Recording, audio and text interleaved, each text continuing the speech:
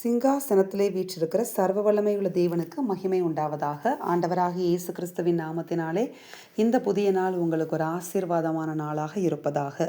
இந்த நாளுக்கான கர்த்தருடைய வார்த்தை 1 சாமுவேல் 24ஆம் அதிகாரம் 17வது வசனம். தாவீதை பார்த்து, நீ என்னை பார்க்கிலும் நீதிமான், நீ எனக்கு நன்மை செய்தாய், நானோ உனக்கு தீமை செய்தேன். இந்த வார்த்தையை யார்கிட்ட சொல்கிறாருன்னு பார்த்தீங்கன்னா, சவுல் தாவீதுக்கிட்ட சொல்லுகிறார்.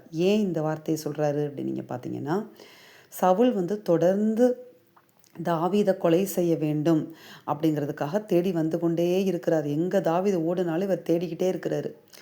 இந்த மாதிரி ஒரு சூழ்நிலையில் சவுல்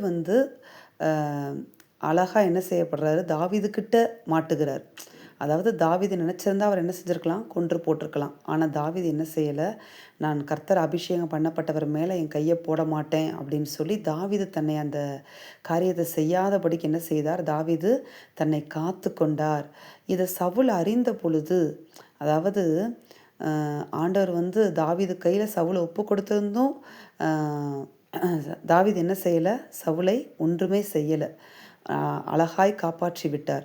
அதை சவுல் அறிந்ததுக்கப்புறம் சொல்கிற வார்த்தை தான் இந்த வார்த்தை. நீ என்னை பார்க்கிலும் நீதிமான், நீ எனக்கு நன்மை செய்தாய், நானோ உனக்கு தீமை செய்தேன்.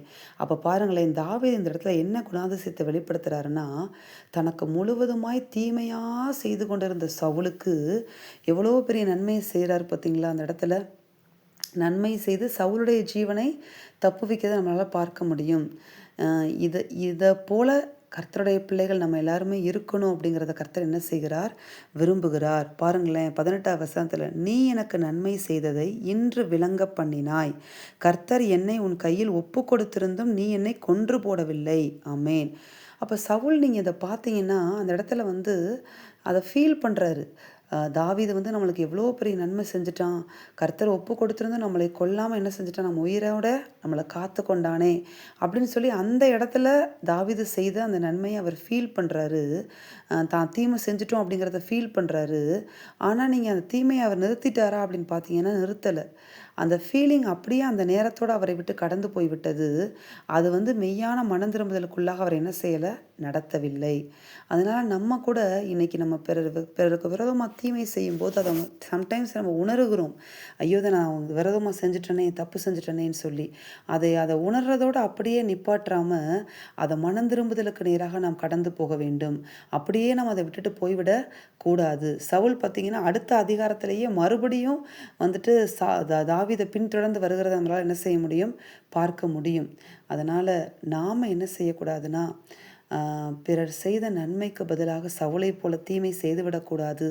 அதே நேரத்தில் தாவீது பாருங்க, தீமை செய்த சவுலுக்கு பதிலாக நன்மை செய்தார் தெரியுமா. இந்த குணாதிசயத்தை தான் கர்த்தர் உங்கள்கிட்ட என்கிட்டையும் எதிர்பார்க்கிறார்.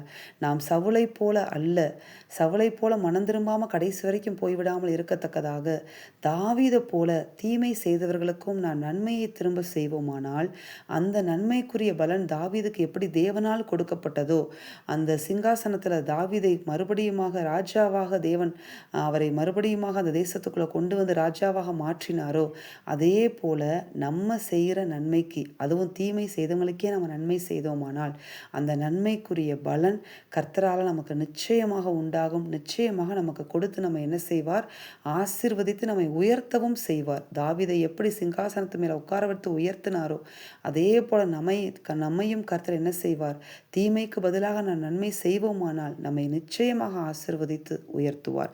நாம் ஜெபிப்போமா. எங்கள் அன்பின் பரலோக பிதாவே, நீர் கொடுத்த இந்த வார்த்தைகளுக்காக உமக்கு நன்றி.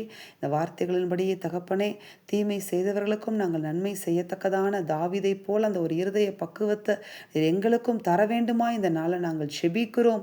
உம்முடைய கரத்தில் நாங்கள் எங்களை ஒப்பு கொடுக்கிறோம். இயேசு கிறிஸ்துவின் நாமத்தினாலே செபித்து ஜெயம் எடுக்கிறோம் பிதாவே. ஆமேன். இந்த வார்த்தையின்படி இந்த நாளில் தேவன் உங்களை ஆசிர்வதிப்பாராக. ஆமேன்.